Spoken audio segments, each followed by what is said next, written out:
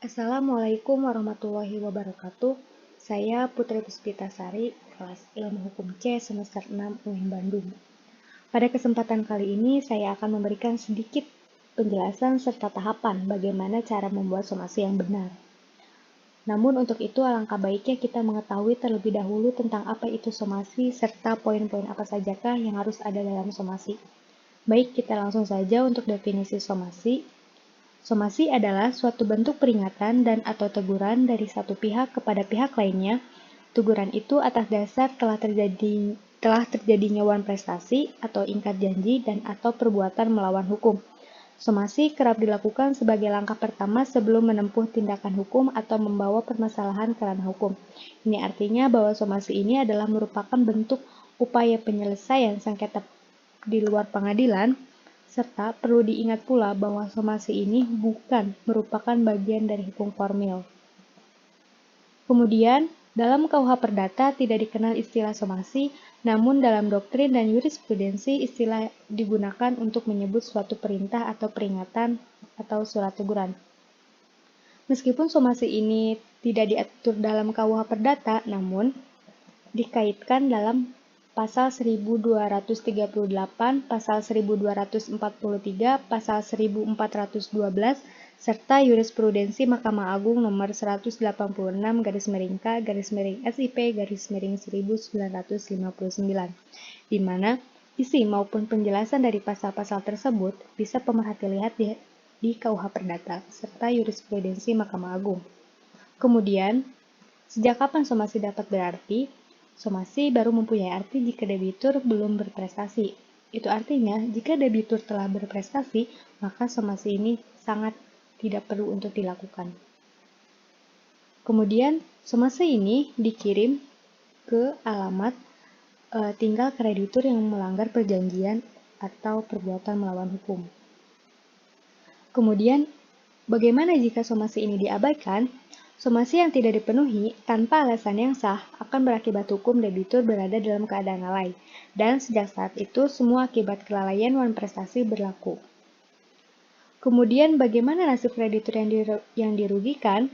Kreditur berhak menuntut yang pertama pemenuhan perikatan, yang kedua pemenuhan perikatan dan ganti rugi, yang ketiga ganti rugi, yang keempat pembatalan persetujuan timbal balik atau pembatalan perjanjian, di mana pembatalan perjanjian ini harus ada putusan dari pengadilan dulu.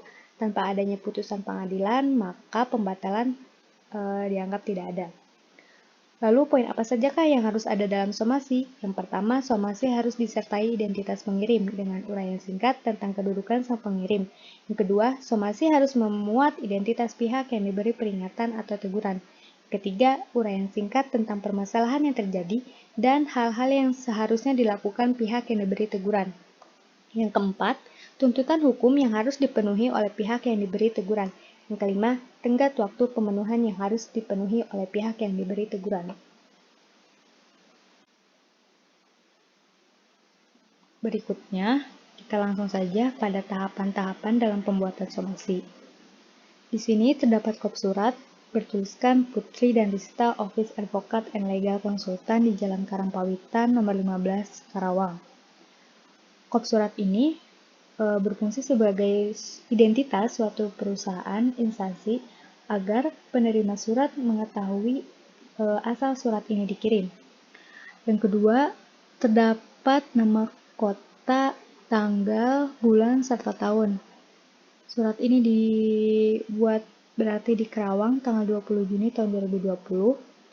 Kemudian di sebelah kiri layar terdapat kepada yang terhormat Ratu Azmi di Jalan Proklamasi.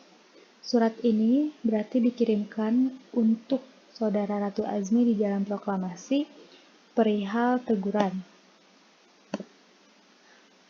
Perlu diingat kepada 5 poin yang telah saya tadi jelaskan. Yang pertama, identitas pengirim. Ini berarti surat ini dikirimkan dari Office Advocate Legal Consultant Putri dan Rista. Yang kedua, identitas penerima somasi, yaitu Ratu Azmi perihal somasi. Kemudian, terdapat identitas para pihak pengirim. Di sini ada advokat dengan alamatnya, kemudian ada orang yang dirugikan bernama Mia Yolansari beserta alamatnya. Nah, perihal identitas pengirim ini wajib ya. Kemudian setelah identitas pengirim, somasi ini harus menguraikan rangkaian peristiwa. Rangkaian peristiwa ini saya buatkan dalam bentuk penomoran. Yang pertama, dijelaskan bahwa Mia Yolansari ini memiliki hubungan hukum dengan saudara Azmi, di mana berdasarkan bukti otentik telah berhutang dengan nilai total sebesar 600 juta rupiah, sebagaimana tersebut akta surat perjanjian pengakuan hutang.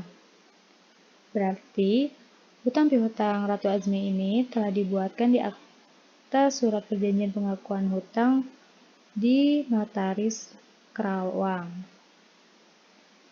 Yang kedua, berdasarkan informasi, Ratu Azmi ini telah lalai atau ingkar janji untuk memenuhi kewajiban saudara untuk melunasi, sebagaimana yang telah saudara sepakati dalam isi perjanjian tersebut. Kemudian dijelaskan kembali di nomor 3, dalam akta surat perjanjian pengakuan hutang tertulis bahwa saudara akan membayar hutang piutang dengan mencicil 200 juta rupiah setiap tahunnya dengan harapan hutang tersebut akan lunas di akhir tahun 2019. Nah, namun tanpa alasan yang jelas, saudara tidak lagi melakukan pembayaran sebagaimana mestinya sejak tahun 2018. Bahkan, sampai pada tanggal 31 Desember 2019, saudara juga belum membayar hutang piutang tersebut sebagaimana mestinya untuk yang ketiga kalinya atau yang terakhir. Yang keempat, setelah terjadinya suatu kelalaian, maka kreditur ini berusaha untuk menghubungi dan mengingatkan saudara Azmi ini untuk melakukan kewajibannya. Namun setelah dilakukan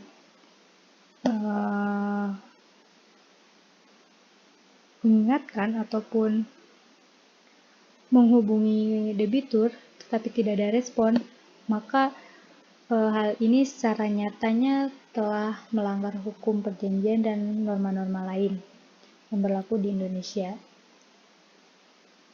Kemudian di nomor 5, perlu diingat bahwa somasi ini perlu adanya tuntutan dari kreditur agar debitur memenuhi prestasi. Di nomor 5, saya buatkan dengan kalimat seperti ini.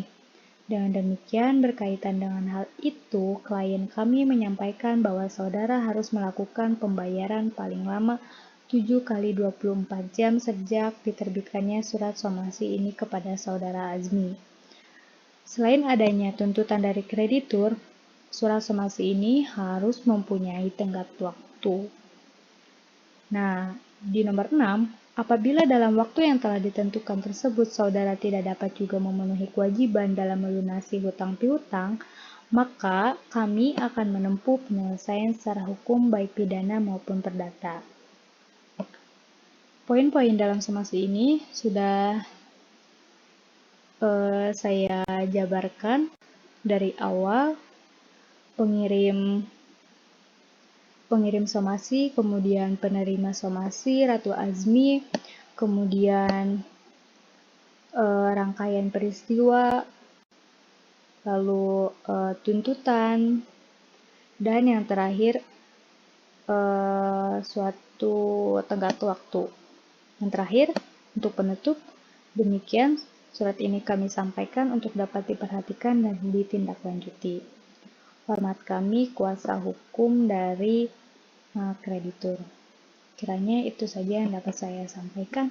Kurang lebihnya mohon maaf. Wabillahi taufiq wal hidayah. Assalamualaikum warahmatullahi wabarakatuh.